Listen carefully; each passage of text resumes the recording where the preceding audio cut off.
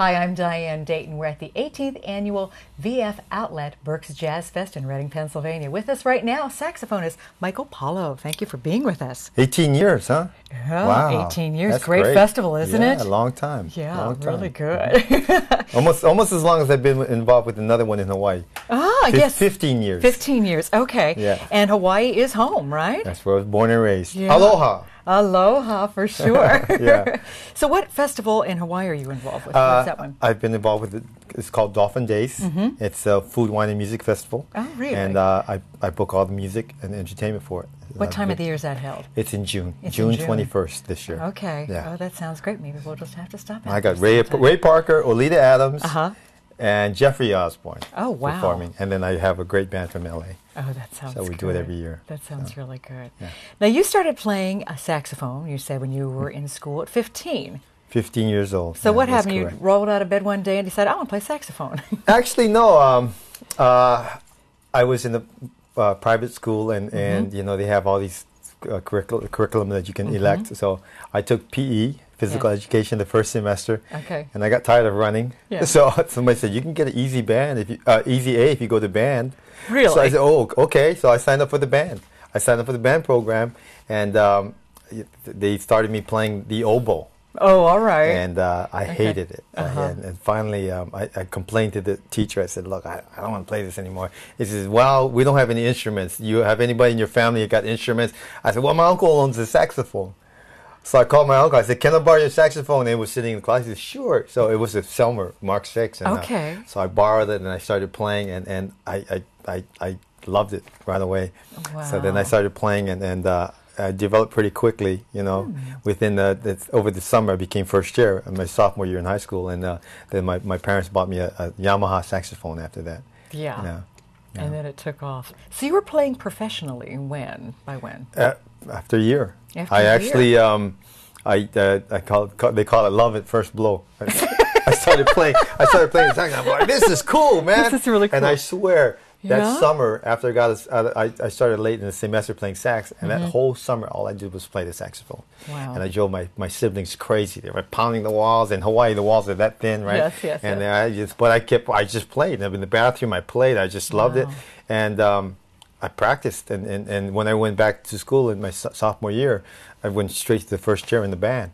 And then from there, you know, some guys in the high school, they have bands. They heard me play, and they hired me to go start doing these weddings and parties with them. So I was, you know, playing real quick. And then so, one thing yeah. led to another. Yeah. But I got to add, you know, it didn't happen like that quick. My father's a musician. Okay. So I grew up with music in the family. My mother sang, so they toured professionally and stuff. Okay. So I had it around the house all those years. So when I did pick it up when I was 15, it came naturally. Okay. And you were used to the life and the attitude and just everything that Yeah, entails. I mean, well, you know, my dad, he used to take us as kids to go to the club in Waikiki and Yes. hang out while he was rehearsing the band, and we were kids playing and with the fishes and the fish and everything, and Hilton Hawaiian Village, you know, Okay, and you know, we go on the road once in a while, and he's touring and hanging out, and so all his musicians friends became our uncles and Wow. aunties and everything, and Yes. it was a whole family thing, and as I got older, actually, we all had a family show together. All my sisters sang. My brother was a drummer, and my dad played the piano, and my mom sang. So we had a family show in Waikiki for a lot of years. Yeah. Oh, that was a great way to spend time with your family, too. Yeah, but you know, it's kind of crazy though, Yeah, I working bet with your it is. siblings. I bet it has Yeah. some interesting stories Yeah. there to tell as Yeah. well. In fact, too. recently we just did a Christmas show together in California. Oh, did Yeah. you? So Oh, that must have been great. that's just wonderful. Uh-huh. Yeah. You have a website, don't you? What Yeah. is that? MichaelPaulo.com. You know, you got to Yeah. love when it's that easy. That's don't you? right. Yeah. What's on the website, Michael? I need to work on it. It's just basically, you know, information on my career, and then I have my albums, you know, presented there, and my tour schedule and everything.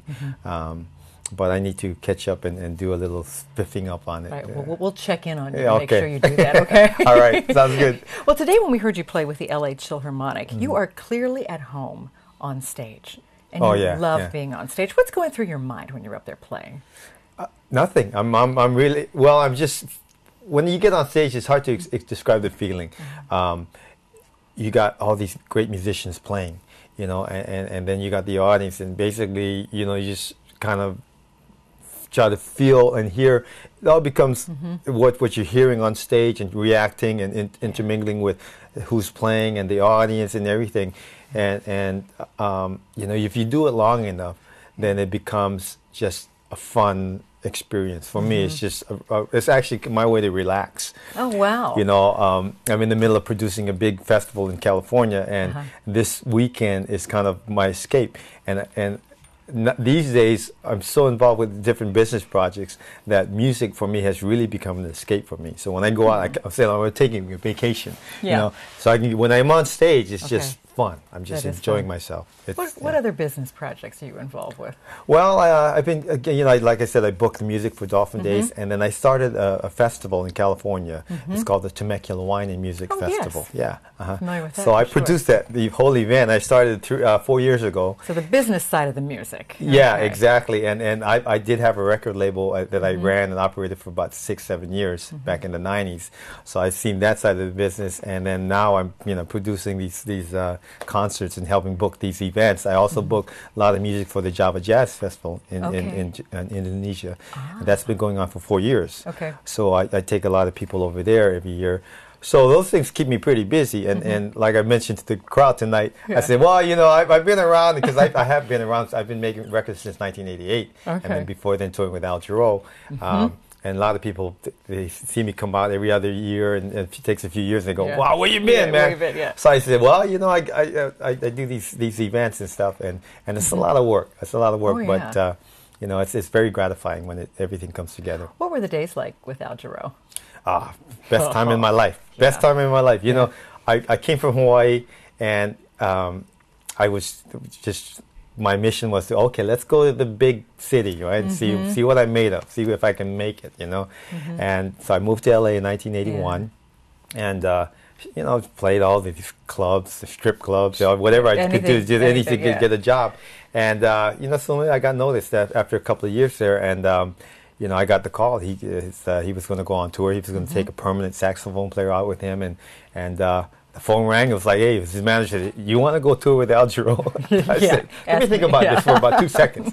And I said yes. And he basically, I went from this unknown guy from Hawaii, struggling in the clubs, to the world stage right away, overnight. And I was, you know, playing with all these great people. Bobby Lyle is here today. I saw Bobby. He was in the band back then. Alex Acuna, all these great musicians. And you know, there I was. And from that, he gave me the springboard and the notoriety and the recognition, you know, to further my career. And that ended up to be, you know, launching my solo career in '88. And I had success with that. And then, you know, I learned about the business side. And, you know, it brought me to today, you know. And the Chill Harmonic is great. I mean, you know, they called, Richard called me and was like, you want to be involved in this project? And everybody who's playing, I mean, you know, I all admire, respect these musicians. And so be able to be part of this opportunity and play, it's just a lot of fun. You know, it's a lot of great music and great players, you know. What's important to you, if I were to ask you? What's important in my life, it's giving. You know, I always like to give and help people in my life. I mean, I find whatever way I can, you know, help my neighbor, help the person down the street, or, you know, that's the way I was raised, you know, with the family. In Hawaii, they call it kokua. You know, always cooperation, family, and ohana and all that. And my parents always raised me that way. So I try to live up to that. And the event I do in Temecula Wine and Music Festival, it's always been a charitable event. We try to raise money. The event in Hawaii is, you know, for the Shriners Hospital, and you know, recently this year we're benefiting military families because we all know with the wars and everything, they're challenged and they're coming home and they're challenged financially, psychologically, and everything. So I hooked up with an organization that helps them. And we're trying to raise money and get them off the ground through this event, the Temecula Wine and Music Festival, May 3rd and 4th. Thank you so much for taking time with us today, letting us know a little bit more about you. Yeah, exactly. A little bit more. Yeah, a little bit more, a little bit more. We're coming to you from the Berks Jazz Fest in Reading, Pennsylvania.